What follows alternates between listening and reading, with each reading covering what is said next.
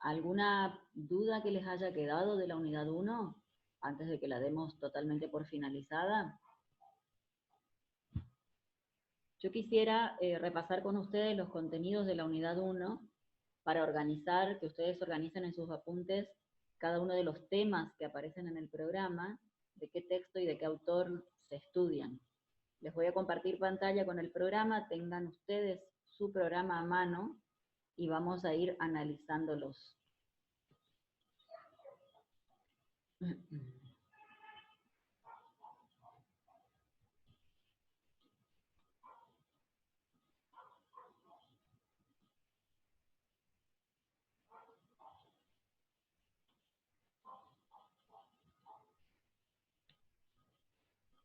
Ahí pueden ver. ¿Están viendo la pantalla? Bien.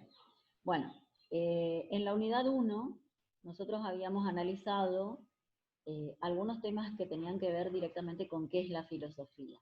Era una unidad de introducción al campo de esta ciencia.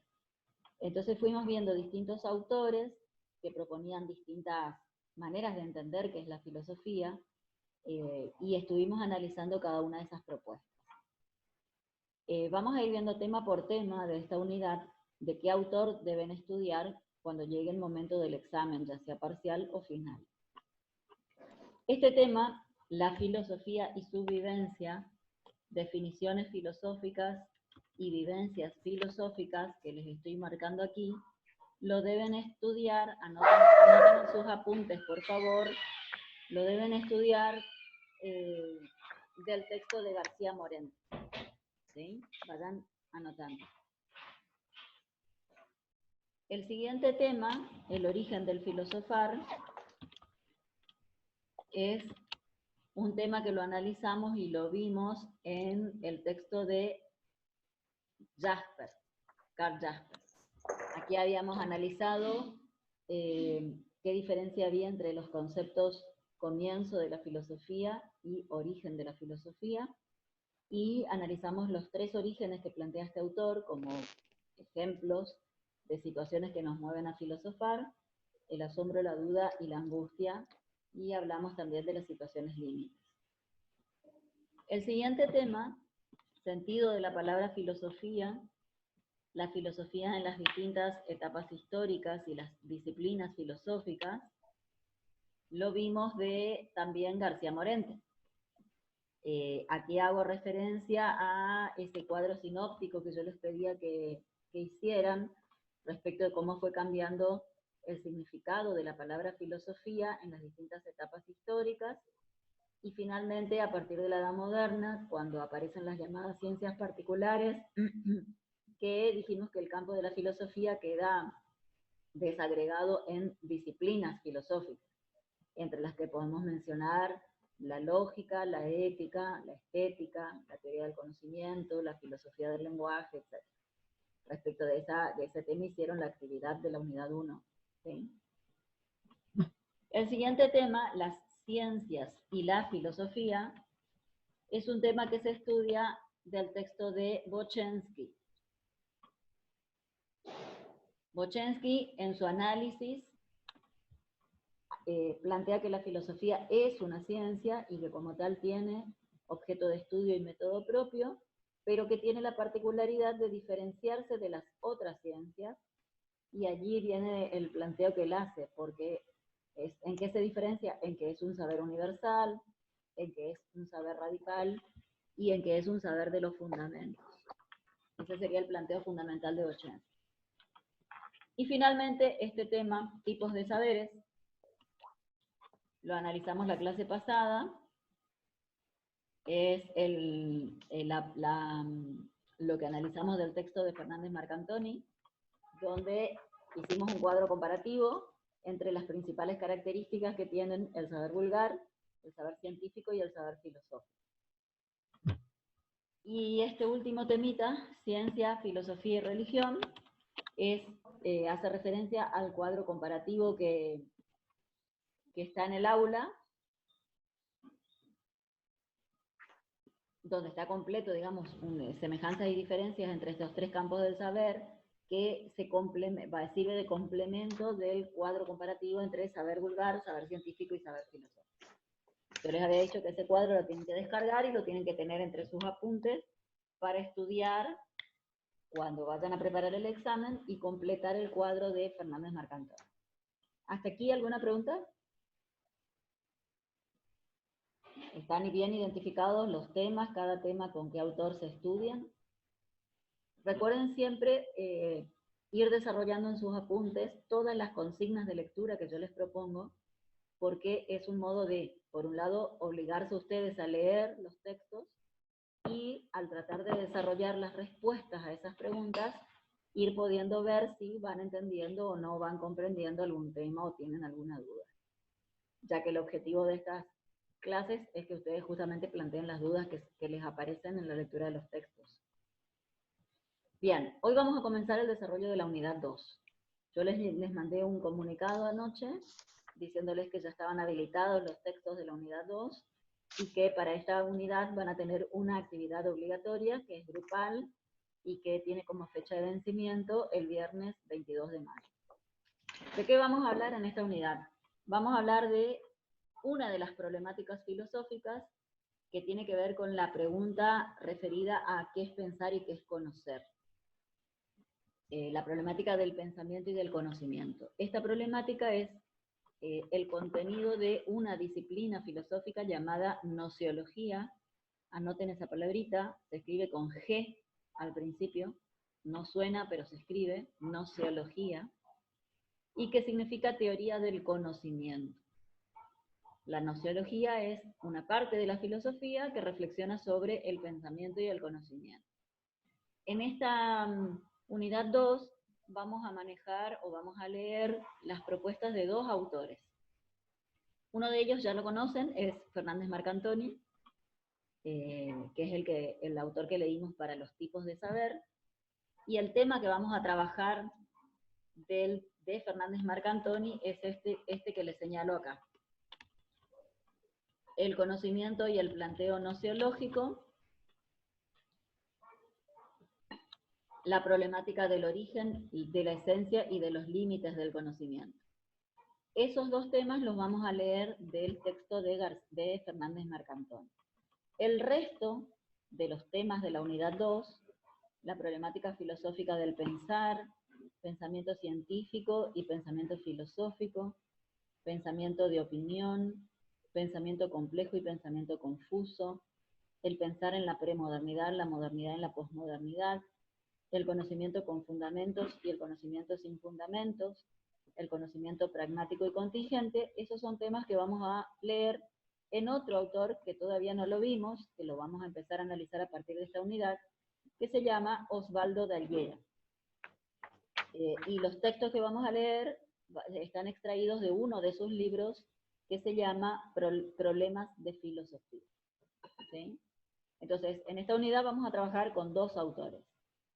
Se van a encontrar con 3 textos de Dallera, parte 1 y parte 2, y el capítulo 7 de Fernández Marcantoni. Les voy a mostrar el aula para que vean cómo nos manejamos.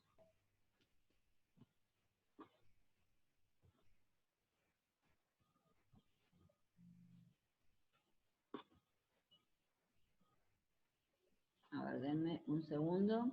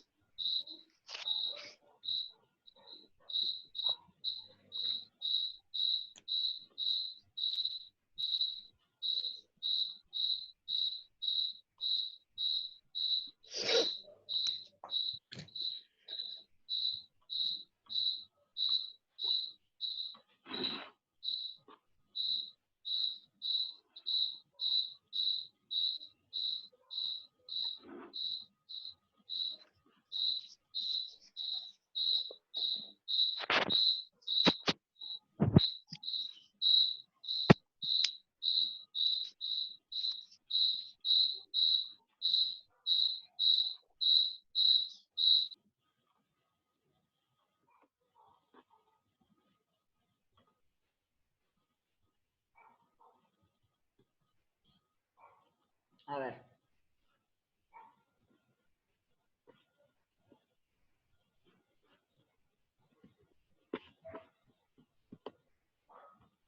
Ahí pueden ver la pantalla. ¿Están viendo el aula?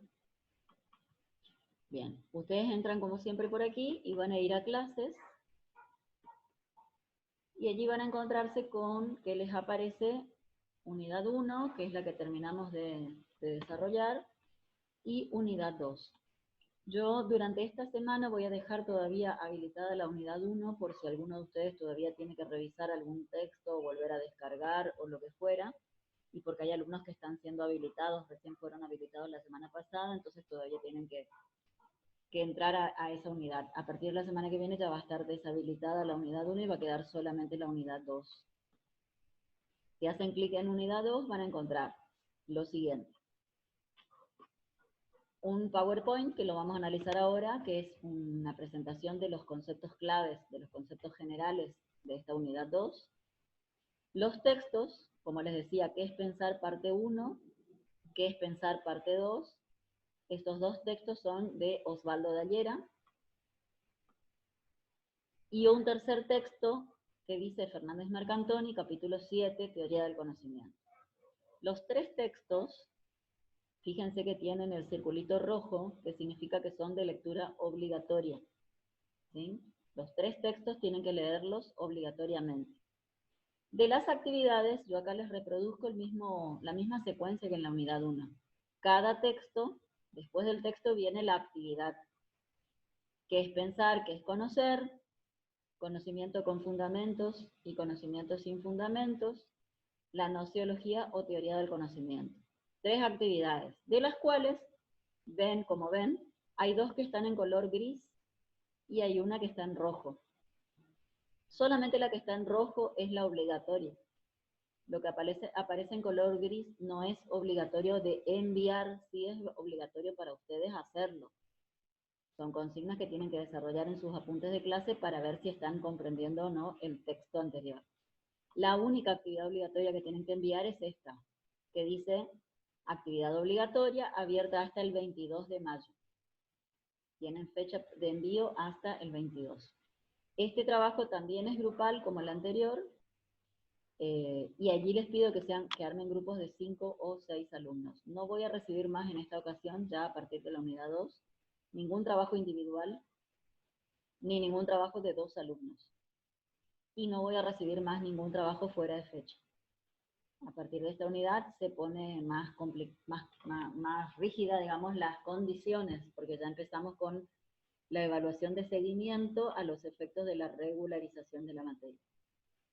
¿Hasta aquí estamos entonces? Vamos a descargar ahora, les voy a mostrar el PowerPoint. ¿Vieron? Entran allí y les aparece el PowerPoint y la opción de descargar. Descargan.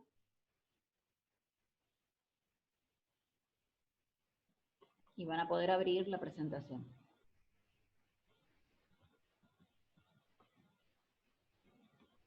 Esta presentación la pueden guardar.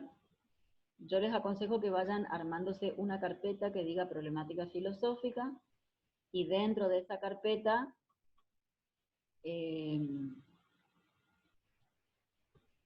una por cada unidad. A ver, ahí está. ¿Pueden ver? Bien. ¿Qué conceptos son los que vamos a trabajar en esta unidad 2? El primero son dos preguntas fundamentales las que vamos a analizar aquí. Por un lado, ¿qué es pensar? Y por otro lado, ¿qué es conocer? Nosotros a lo largo de toda la unidad 1 estuvimos afirmando permanentemente que la filosofía, además de ser una ciencia que tiene un determinado objeto de estudio y un determinado método que puede ser estudiada a través de distintos libros, analizando las teorías de los grandes filósofos, decíamos también que es algo que nosotros hacemos, que todos nosotros podemos hacer, es una vivencia que todos podemos tener por el hecho de que todos pensamos. Pensamos, reflexionamos, cuestionamos, queremos saber. Entonces, básicamente, en esta unidad 2 lo que vamos a ver es qué es pensar. Vamos a tratar de analizar qué es pensar desde el punto de vista filosófico y qué es conocer. Esta primera pregunta, ¿qué es pensar?, ustedes van a encontrar en el texto de Dallera, que dice este autor que puede ser respondida desde dos perspectivas, desde una perspectiva psicológica y desde una perspectiva lógica. La psicología, como ciencia, estudia la conducta humana, y entonces, desde esa perspectiva, analiza qué es pensar. Y la lógica, que es una disciplina filosófica, también estudia el pensamiento humano desde el punto de vista filosófico, desde el punto de vista de los razonamientos lógicos que nosotros hacemos cuando pensamos. Entonces, visto desde el punto de vista psicológico, el pensar es definido por la psicología como un acto, como una conducta, así como lo son comer, saltar, bailar, hablar, cantar, que también son conductas. El pensar también es una conducta propia del ser humano, que tiene ciertas características particulares. Es una conducta consciente, subjetiva, condicionada históricamente y riesgosa. Veamos qué significa esto. El pensar es algo que nosotros realizamos cotidianamente, pero que lo hacemos siempre que estamos en estados de conciencia. Cuando perdemos ese estado de conciencia, dejamos de hacer un razonamiento lógico, dejamos de pensar. Cuando estamos en estado de inconsciencia, por ejemplo, cuando dormimos, básicamente, ¿sí? Pero mientras estemos en estado de conciencia no podemos no pensar, ¿sí? El pensar es una actividad propia, básica, fundamental del ser humano. Ahora, todos pensamos, pero no todos pensamos de la misma manera, no todos pensamos acerca de las mismas cosas, porque no a todos nos pasa lo mismo. Entonces, por eso dice Dallera que el pensar es un acto subjetivo, es propio de cada sujeto, así como lo son las vivencias. Ahora, independientemente de que cada uno de nosotros piensa a su manera, formula sus propias ideas, en general y como sociedad o como grupo social al que pertenecemos, tenemos ciertas ideas compartidas con aquellos que conviven en nuestro mismo grupo social y que tienen que ver con los elementos culturales e históricos que compartimos. Por eso dice Dallera que el pensar es un acto condicionado históricamente.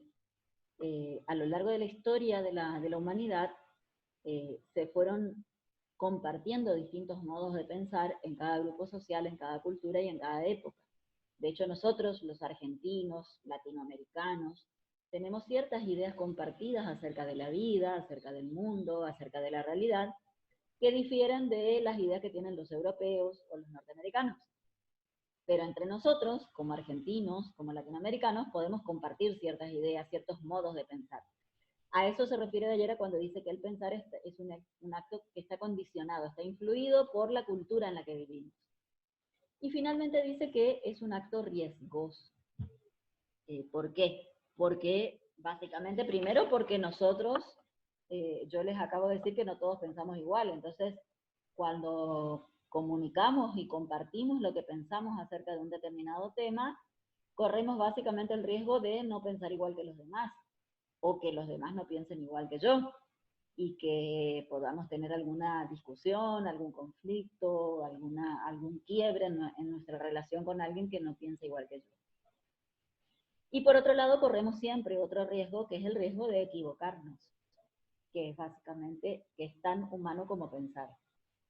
Entonces, en general, y visto desde la perspectiva de la psicología, el pensar es una conducta de tipo consciente, de carácter subjetivo, que está influido por la cultura y por el momento histórico en el que vivimos y los grupos sociales con los que compartimos nuestras actividades cotidianas, y que es riesgoso porque nos puede generar problemas a la hora de comunicar lo que pensamos o nos puede llevar a cometer errores.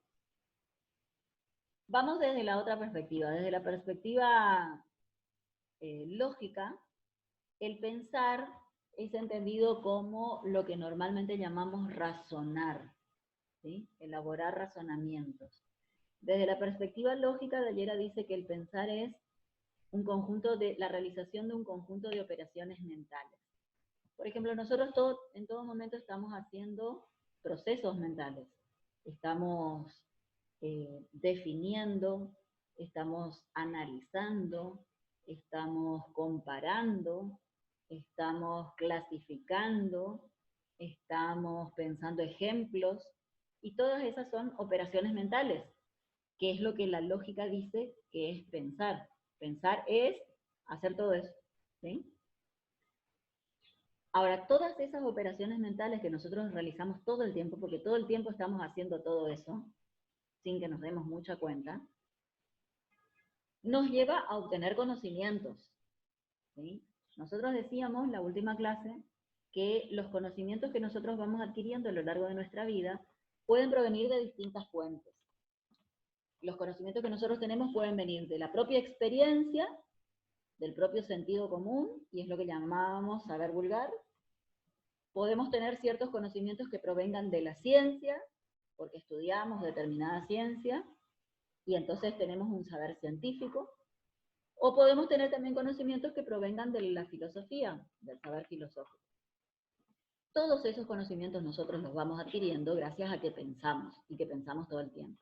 Ahora, ¿cómo se obtiene ese conocimiento? Desde la perspectiva lógica. Por medio de dos pilares, dice Dallera. Por un lado, la aprehensión sensible, y por otro lado, el pensamiento propiamente dicho. Y acá es donde, desde el punto de vista filosófico, se establece una diferencia, y también involucra lo psicológico, se establece una gran diferencia entre el hombre y los animales. ¿Por qué? Porque todos nosotros, al igual que los animales, logramos hacer una aprehensión sensible de la realidad. ¿Qué significa esto? Nosotros podemos captar la realidad a través de los sentidos. Usamos los sentidos para obtener información. ¿Qué tipo de datos podemos obtener mediante los sentidos? Colores, tamaños, formas, distancias, temperaturas, texturas, olores, sabores, ruidos, sonidos, etcétera, etcétera, etcétera. Todos esos datos son información valiosa que nos sirve para pensar y nos sirven para captar la realidad. Ahora, ¿qué hacemos nosotros los seres humanos con todos esos datos? Los transformamos en conceptos. Si yo estoy viendo un objeto que es rectangular, tiene 4 patas, es de madera de color marrón y tiene encima apoyados distintos objetos, ¿qué nombre le puedo poner a ese objeto? ¿Cómo se llama ese objeto que describí yo recién? Tiene 4 patas, es rectangular, de madera, sirve para apoyar objetos. Mesa. Mesa. Muy bien, mesa. Mesa es un concepto, es el nombre que en abstracto yo le pongo a ese objeto que tengo delante mío. Ahora yo les pregunto, ¿las mesas son todas iguales? ¿Siempre son rectangulares, de 4 patas y de madera? ¿O hay distintas formas de mesas? A ver, yo me puedo encontrar entonces con mesas rectangulares, mesas redondas, mesas cuadradas, con 4 patas, con una sola pata, de madera, de vidrio, de metal, ¿sí? Pero a todos esos objetos yo les pongo el mismo nombre, que es mesa. ¿Por qué les pongo el mismo nombre? Si son diferentes. ¿Por qué creen ustedes? ¿Puede ser por la utilidad? ¿Cuál sería en este caso? Que sirve para apoyar cosas, como usted dijo. Exacto. Esa cualidad que las identifica a todas es lo que en la unidad 1 llamábamos, cuando veíamos el texto de Bochensky, esencia. ¿Se acuerdan qué significaba la palabra esencia? Lo que hace que una cosa sea lo que es y no otra.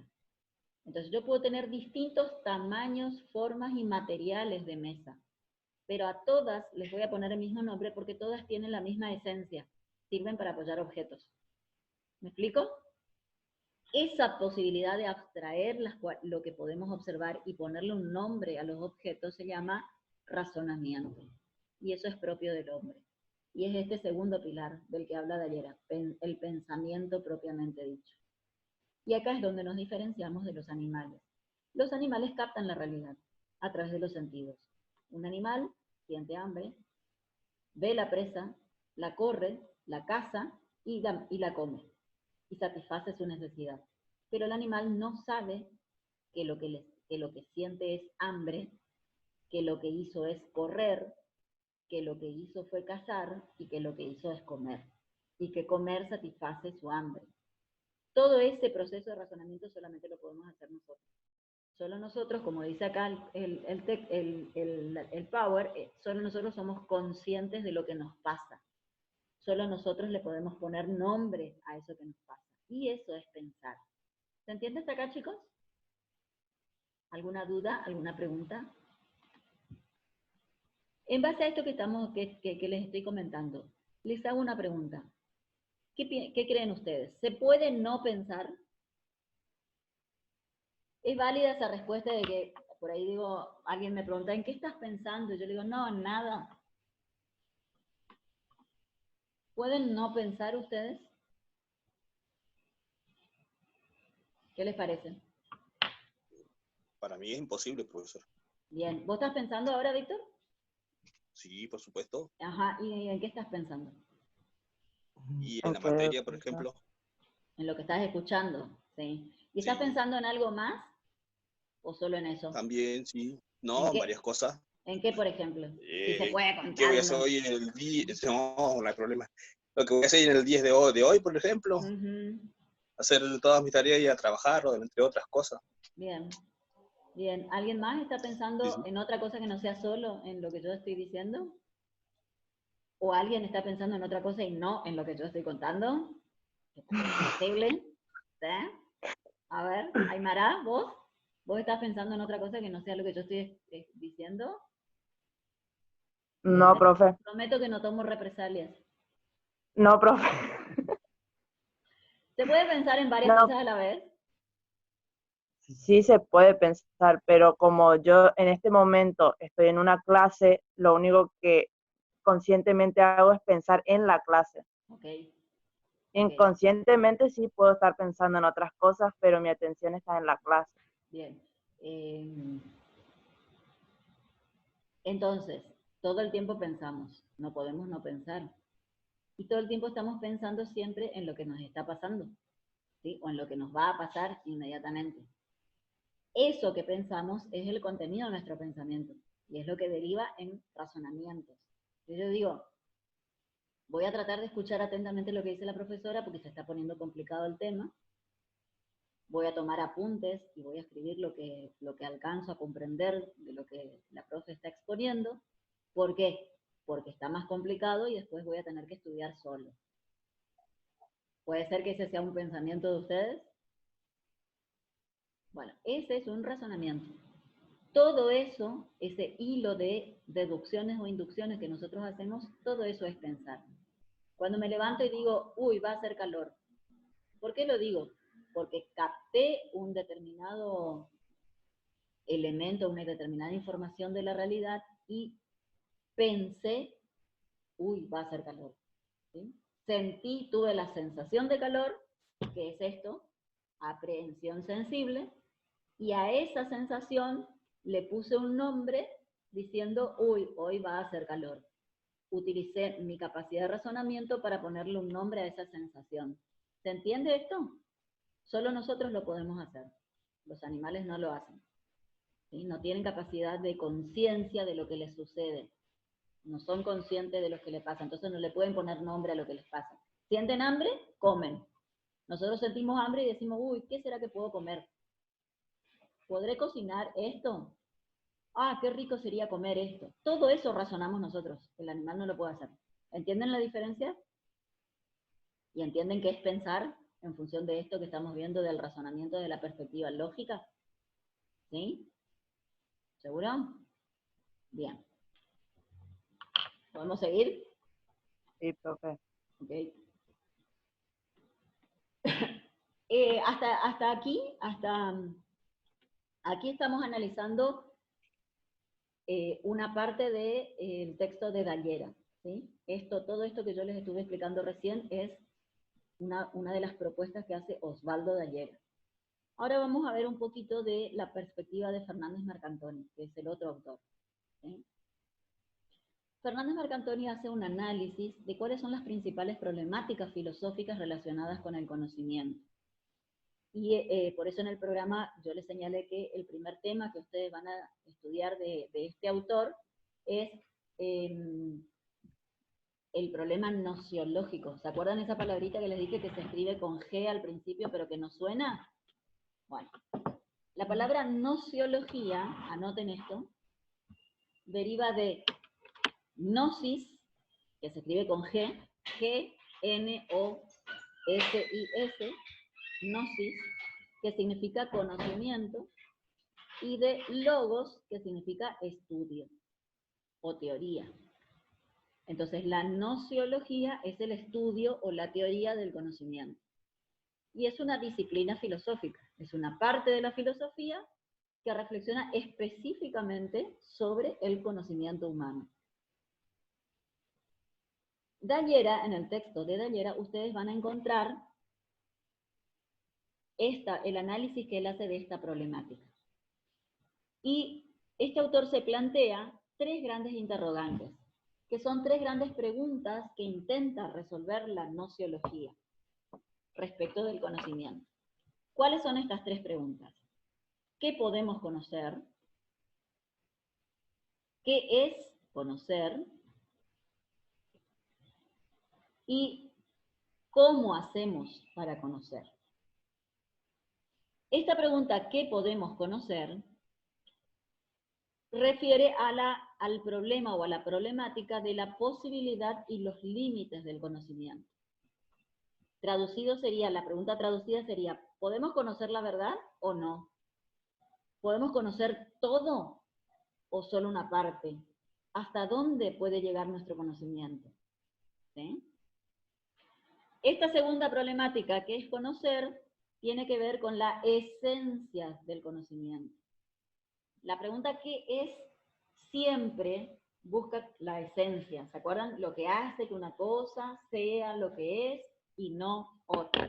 Entonces, si nos preguntamos qué es conocer, estamos preguntando por la esencia del conocimiento. Y la tercera pregunta, ¿cómo hacemos para conocer?, tiene que ver con cuál es el origen. ¿De dónde vienen nuestros conocimientos? Sería la pregunta. ¿Vienen de los sentidos? ¿Vienen de la razón? ¿Vienen de ambos? ¿Se acuerdan que Platón decía que los conocimientos, los verdaderos conocimientos solo venían de la razón, no de los sentidos? Porque los sentidos nos pueden engañar, decía él. En cambio, Aristóteles decía, los conocimientos son válidos tanto si vienen de los sentidos como si vienen de la razón. Todos los conocimientos son válidos, decía él. ¿Se acuerdan de eso? Bueno, acá en esta problemática vamos a analizar eso. ¿Qué les quiero señalar aquí? Cada una de estas preguntas, acuérdense que en el campo de la filosofía dijimos, ninguna pregunta tiene una sola respuesta. ¿Recuerdan eso? Todas las preguntas filosóficas derivan en múltiples respuestas. ¿Por qué? Porque cada filósofo formula una teoría para responder a esa pregunta en función de cómo él piensa. Recuerden que una de las características fundamentales del saber filosófico es que es subjetivo. Y que lo más importante en el campo de la filosofía es la pregunta, más que la respuesta. ¿Se acuerdan de eso? Es más importante seguir preguntando antes que tratar de encontrar una única respuesta. En el campo de la filosofía nunca hay una única respuesta. Entonces, cada una de estas tres preguntas ha derivado en múltiples respuestas que se han convertido en distintas teorías filosóficas. Respuestas que incluso son contradictorias. Por ejemplo, ante la pregunta, ¿qué podemos conocer? ¿Podemos conocer la verdad o no? Una teoría llamada dogmatismo va a decir, sí podemos conocer la verdad con certeza. Otra teoría llamada escepticismo, ¿se acuerdan de esa teoría? Hablamos de la teoría del escepticismo cuando hablábamos de la duda. Los escépticos van a decir, no podemos conocer la verdad con certeza. ¿Se acuerdan de Pirrón y de Descartes? Pirrón decía, nunca vamos a conocer nada con certeza. Descartes decía, antes de aceptar una verdad tenemos que dudar. Ellos eran escépticos, totalmente opuestos a los dogmáticos. ¿Me explico, chicos? Entonces, ¿qué van a leer en el texto de Fernández Marcantoni? Distintas teorías opuestas que van